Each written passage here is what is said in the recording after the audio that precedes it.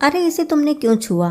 क्या तुम्हें इतना भी नहीं पता कि ये पायल की सतमा है कि पूजा की सामग्री है, और ऐसी पूजा सामग्री को बांझ औरतों के छूने से अपशगुन होता है।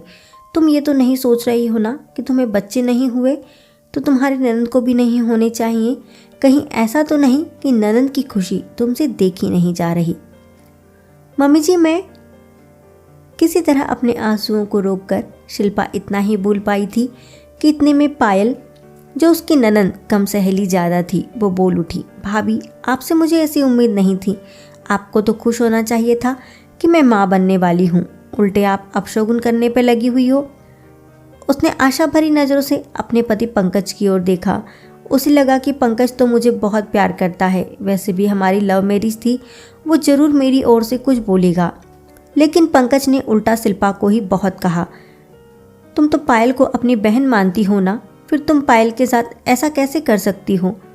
कोई भी महिला सास नंद के ताने एक बार सहन कर सकती है, लेकिन यदि उसका पति, जिस पर उसने अपना सब कुछ निछावर कर दिया, जिसके साथ 7 जन्मों का साथ निभाने की कस्में खाई, यदि वो ही ऐसे ताने मारे। शिल्पा रोते रोते चुपचाप किचन में काम करने लगी।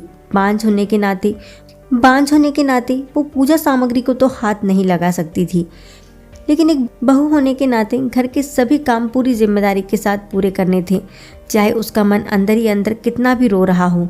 वो सोचने लगी कि वो माँ नहीं बन सकती, इसमें उसकी क्या गलती है? माँ बनना या ना बनना क्या नारी के हाथों में होता है? उसे अचरज इस बात का हो रहा था कि इतने पढ़े लिखे परिवार के लोगों की भी सोच कितनी दकियानूसी है। उसकी सासू माँ एक विद्यालय में पढ़ाती है, उसकी ननद सीए है, पंकज इंजीनियर है। इतने पढ़े लिखे होने के बावजूद इतनी दकियानूसी सोच कि पूजा की सामग्री को छूने मात्र से अपशगुन हो जाएगा। उसे याद आया कि कैसे वो और पंकज पहली बार ऑफिस में मिले थे। शिल्पा ऑफिस में एक प्रेजेंटेशन दे रही थी। उसके प्रेजेंटेशन की बॉस के साथ सभी ने बहुत तारीफ की थी, खासकर पंकज ने। पंकज उसके प्रेजेंटेशन से बहुत ही ज़्यादा प्रभावित हुआ। एक ही ऑफिस में साथ साथ काम करते हुए कब दोनों को एक दूसरे से प्यार हो गया, दोनों को पता ही नहीं चला। दोनों एक ही जाति के होने से घर वाले भी मान गए और दोनों की शादी हो गई। सास ससुर और ननद सभी का स्वभाव बहुत अच्छा था। इतना प्यार करने वाला पति पाकर तो शिल्पा अपने आप को बहुत भाग्यशाली समझने लगी थी। पंकज ने पहले ही कह दिया था कि शादी के बाद 2 साल तक बच्चा नहीं करेंगे, जिंदगी को थोड़ा एंजॉय करेंगे, फिर बच्चे की जिम्मेदारी लेंगे। इसलिए 2-3 साल तक परिवार में बच्चे के लिए किसी ने भी कुछ नहीं कहा। लेकिन 5 साल होते ही घर में सभी के ताने शुरू हो गए। बात बात में परिवार वाले और रिश्तेदार सभी शिल्पा को बांझ कहकर ताने मारने लगे। पंकज पहले तो कुछ नहीं बोला, लेकिन अब तो वो भी शिल्पा से बेरुखी से पेश आने लगा था।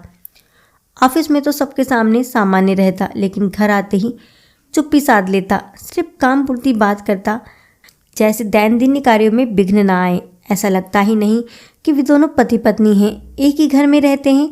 शिल्पा का मन चित्कार कर उठता, लेकिन फरियाद करे भी तो किससे?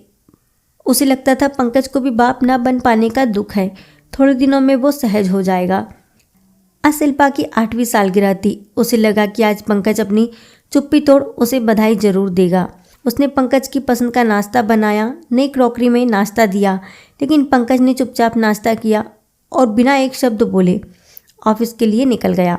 शिल्पा ने तबीयत का बहाना करके ऑफिस से छुट्टी ले ली थी, ताकि डिनर अच्छे से तैयार करके बेडरूम को भी बहुत अच्छे से सजाकर वो पंकज को सरप्राइज देना चाहती थी। पंकज ने एक बार भी नहीं पूछा कि तुमने ऑफिस से छुट्टी क्यों ली, क्या तुम्हारी सचमुच तबीयत खराब है? शिल्पा ने डिनर में पालक पनीर, लौकी के कोफ्ते, भिंडी की सब्जी, पुलाव, पूरी, मटर की कचौड़ी, रसमलाई आदि बनाए। बेडरूम को फुग्गे, बंदरबार और फूलों आदि से सजाया। खुद पंकज के पसंद की हरे रंग की साड़ी पहनकर अच्छे से तैयार हुई। उसे पूरी आशा थी कि आज पंकज जरूर अपनी चुप्पी तोड़कर मुझसे बात करेंगे, मैं उसे बच्चा गोद लेने के लिए मना लूँगी। शाम को जब पंकज घर आया तो उसने शिल्पा की ओर नज़र उठाकर भी नहीं देखा। उसने सोचा शायद बेडरूम में जाकर फिर विश करेगा। बेडरूम की इतनी सजावट देख भी पंकज चुप ही रहा। उसका वो रोज का रूटीन, मोबाइल और वो। उसने पहल करते हुए कहा, सालगिरह की बहुत बहुत बधाई पंकज। फिर भी पंकज चुप। अब शिल्पा का धैर्य जवाब देने लगा, पंकज मैं आपसे कुछ कह रही हूँ, आज हमारी शादी की सालगिरह है, क्या तुम वो भी भूल गए? वो मनहूस दिन मैं कैसे भूल सकता हूँ। इसी दिन से तो एक बांझ औरत मेरे गले पड़ी थी। हम एक बच्चा गोद भी तो ले सकते हैं ना, किसी तरह अपने आप पर काबू रखकर शिल्पा ने कहा। इस विषय पर हमारी कई बार बहस हो चुकी है। मैंने कितनी बार कहा है कि मैं किसी और के बच्चे को, किसी और के खून को नहीं अपना सकता। मुझे और मम्मी को मेरा बच्चा अपना बच्चा चाहिए, जो तुम नहीं दे पा रही हो। खैर, आज हमारी शादी की सालगिरह है, इसलिए मैं तुम्हारे लिए भी एक अनोखा गिफ्ट लेकर आया हूँ। अनोखा गिफ्ट? शिल्पा सोचने लगी कि जो व्यक्ति मुझे लगातार खरी खुटी सुना रहा है, वह व्यक्ति मेरे लिए कौन सा अनोखा गिफ्ट लेकर आया होगा।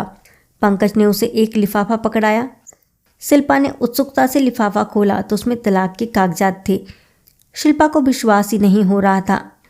जो पंकज प्यार की बड़ी बड़ी डींगे हाँकता, हर परिस्थिति में साथ देने की बात करता, वो एक बच्चे के लिए उसे तलाक दे रहा है। शिल्पा की आंखों के सामने अंधेरा छाने लगा, लेकिन जल्दी उसने अपने आप पर काबू रखकर तुरंत तलाक के कागजात पर हस्ताक्षर कर दिए, क्योंकि जिस व्यक्ति के दिल में उसके लिए रत्ती भर भी प्यार नहीं बचा, उस व्यक्ति के साथ रहने में क्या फ़ायदा। दूसरे दिन शिल्पा ने वो घर छोड़ दिया। पंकज को उसकी मनमांगी मुराद मिल गई। थोड़े ही दिनों में कोशिश करके शिल्पा ने अपना ट्रांसफ़र अपनी कंपनी की दूसरी शाखा में करवा लिया, क्योंकि अब पंकज के साथ एक ही ऑफिस में काम करके वो अपने काले अतीत को याद नहीं करना चाहती थी। तलाक के 1 महीने बाद ही पंकज ने दूसरी शादी कर ली। साल भर में ही पंकज को एक बेटा होने की शिल्पा को खबर मिली। शिल्पा को नीचा दिखाने के लिए पंकज ने बेटा होने की खुशी में जो पार्टी रखी थी, उसमें शिल्पा को भी निमंत्रण दिया। वो गर्व से शिल्पा को अपना बेटा दिखाना चाहता था। पार्टी में पंकज ने शिल्पा से कहा, देखो, तुमसे तलाक लेने का मेरा निर्णय सही था ना, मैं बाप बन गया हूँ। पापा बनने की बहुत बहुत बधाई पंकज। शिल्पा ने सामान्य रहते हुए जवाब देकर उसे एक लिफाफा देते हुए कहा, पापा बनने की खुशी में मेरी ओर से एक अनोखा गिफ्ट। अनोखा गिफ्ट? शब्द सुनकर पंकज को झटका लगा, क्योंकि सालगिरह पर अनोखा गिफ्ट कहकर पंकज ने शिल्पा को तलाक के कागजात दिए थे। आज शिल्पा उसे क्या अनोखा गिफ्ट दे सकती है, ये सोचते हुए उसने लिफाफा खोला। जैसे ही लिफाफे में रखा कागज उसने पढ़ा तो उसके पैरों तले से जमीन खिसक गई। उसका खुद पर का कंट्रोल छूटने लगा। दिसंबर की कड़ाके की ठंड में भी वो पसीने पसीने भीग गया। वो पंकज की मेडिकल रिपोर्ट थी, जिसमें लिखा था कि पंकज कभी बाप नहीं बन सकता। पंकज ने अपनी पत्नी की ओर देखा तो उसकी नज़रें झुकी हुई थी। झुकी नज़रों ने मामला साफ कर दिया। पंकज, अब फैसला आपको करना है कि आप किसी और के बच्चे को और किसी और के खून को अपनाते हो या नहीं। इतना कहकर बिना खाए हुए शिल्पा वहाँ से चली गई। दूसरे दिन पंकज और उसकी माँ दोनों शिल्पा के घर आए। दोनों अपने आप को बहुत ही शर्मिंदा महसूस कर रहे थे। बात कहाँ से शुरू करें ये समझ नहीं आ रहा था। आखिर पंकज ने ही बात शुरू की, वो मेडिकल रिपोर्ट, आपको याद है ना, हम दोनों ने अपनी मेडिकल जांच करवाई थी। किसी कारणवश आप रिपोर्ट लेने नहीं जा पाए थे। मैं अकेले ही रिपोर्ट लेने गई थी। हाँ याद है, लेकिन तुमने तो घर आकर बताया था कि कमी तुम में है इस रिपोर्ट में, तो तुमने तब झूठ क्यों बोला था? खुद में कोई कमी ना होते हुए भी इतने साल क्यों तुमने सबके ताने सहे? मैंने भी तो तुम्हें बहुत सताया, फिर भी तुम कुछ नहीं बोली। आखिर क्यों शिल्पा? क्योंकि मैं आपसे बहुत प्यार करती थी। यदि आपको सच्चाई पता चल जाती तो आप उसे बर्दाश्त नहीं कर पाते। आप अंदर ही अंदर टूट जाते। मैं अपने प्यार को टूटता हुआ नहीं देख सकती थी। मेरा क्या, मुझे तो ताने सुनने की आदत पड़ गई थी। लेकिन सच बताऊं, मैं सभी के ताने सुनने को तैयार थी, लेकिन आपकी चुप्पी, आपके ताने सुनने की हिम्मत मुझ में नहीं थी।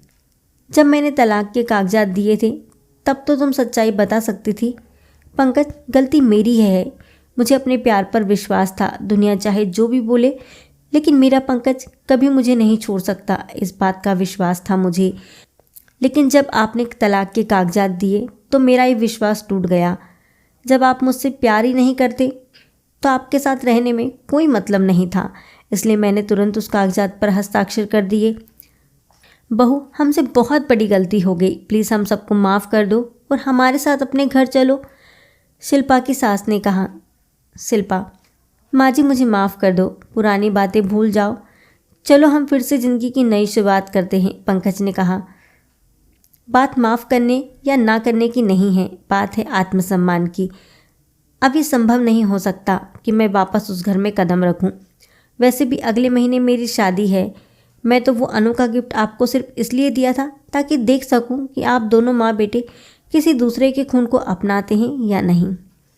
दोस्तों, आपको ये कहानी कैसी लगी कमेंट में ज़रूर बताइएगा, और अगर आपको ये कहानी अच्छी लगी तो प्लीज़ चैनल को लाइक, शेयर एंड सब्सक्राइब जरूर करें। जय हिंद, जय भारत। फिर मिलेंगे अगली कहानी के साथ दोस्तों। वंदे मातरम।